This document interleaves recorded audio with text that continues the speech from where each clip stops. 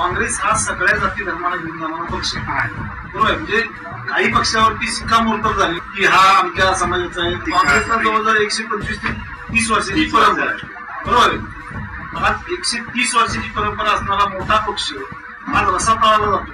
त्याच्या पाठीमागे पण कारणं शोधली पाहिजे ना आपण.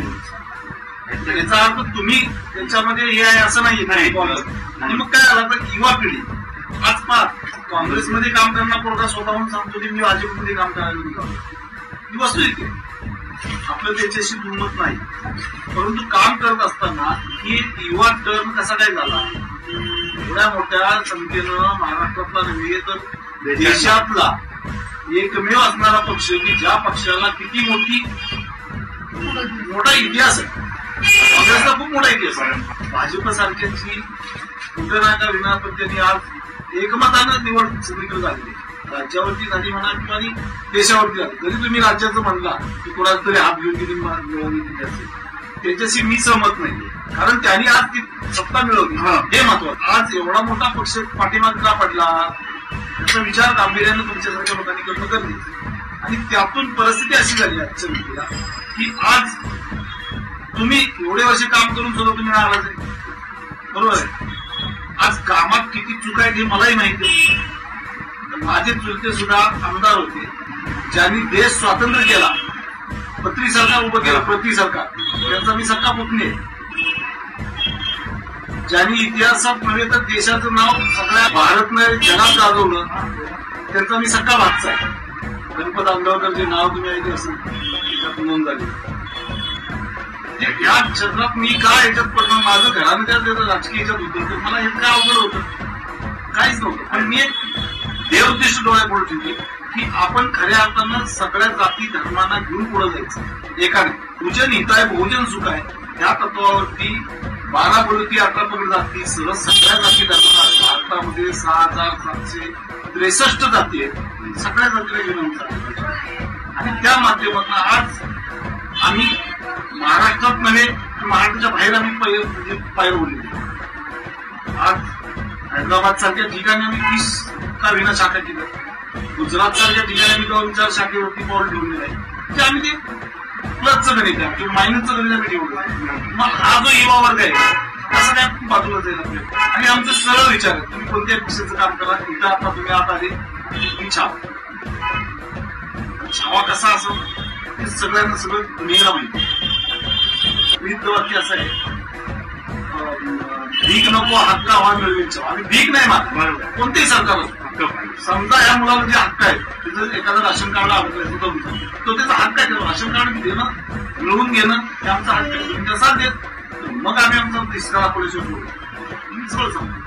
पोलीस स्टेशन असो कोणतंही ठिकाण असो, बघा आपला धक्का दिल्याशिवाय ही 365 वर्षांची परंपरा आहे. शिवाजी महाराजांनी नव्हे तर संभाजी महाराजांनी रचलेली संभाजी महाराजांच्या जीवनावरती आधारित असणारं हे छावा हे नाव कुणी दिलं, औरंगजेब बादशाह. ज्यावेळी शिवाजी महाराजांना आग्र्याला कैद झाली त्यावेळी कुस्तीचं मैदान भरलं असताना त्या ठिकाणी संभाजी महाराजांना तो कुस्ती घेऊ नका म्हणून विचारलं. त्यावेळी ते म्हणलं की माझ्या लायकीत एकही पैलवान नाही. 8 वर्षाचं त्यावेळी त्यांनी ते उद्गार काढलेले आहेत. आणि हे शेरचा छावा, शेर शिवाचा छावा. तोच माणूस वयाच्या 32 वर्षापर्यंत एकही लढाई हारला नाही.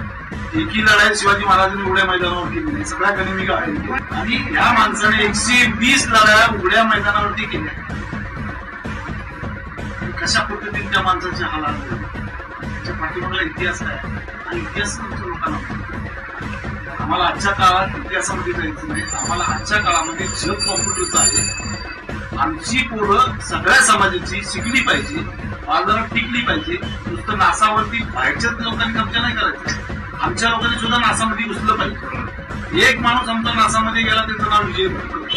त्याच्या आईनं शाळा आणि पैशानं शेळ्या राखल्या कुष्टेला राहिलं पूर्ण. कधी ते नासात गेलं कुणालाही कल्पना नाही. राजीव गांधी ज्यावेळी पंतप्रधान होते त्यांना 20 अब्ज रुपये खर्च आला की त्या माणसा म्हणजे कॉम्प्युटर आहेत की त्या माणसांची म्हणजे आमची लोक किती विद्वान आहेत हे सुद्धा त्या लोकांना माहिती आहे. इंडियन लोक किती हुशार आहेत काय आहेत, पण आमची लोक चालत नाहीत ना.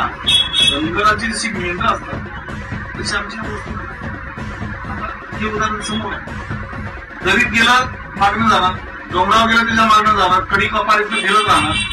तशी इंडियन लोकांची अवस्था आहे. तेच तुम्ही अमेरिकेमध्ये जा, बाहेरच्या देशामध्ये जा, तिथे एखाद्या माणसाला विचारलं तू देशासाठी काय करू शकतो, दुसरं सांगतो की देशा काही करू शकतो मी एकटा माणूस. आमची लोक काय म्हणतात की काय नाही करू शकतो. हा न्यूझीलंड जो आहे आपल्यामध्ये तो निघाला.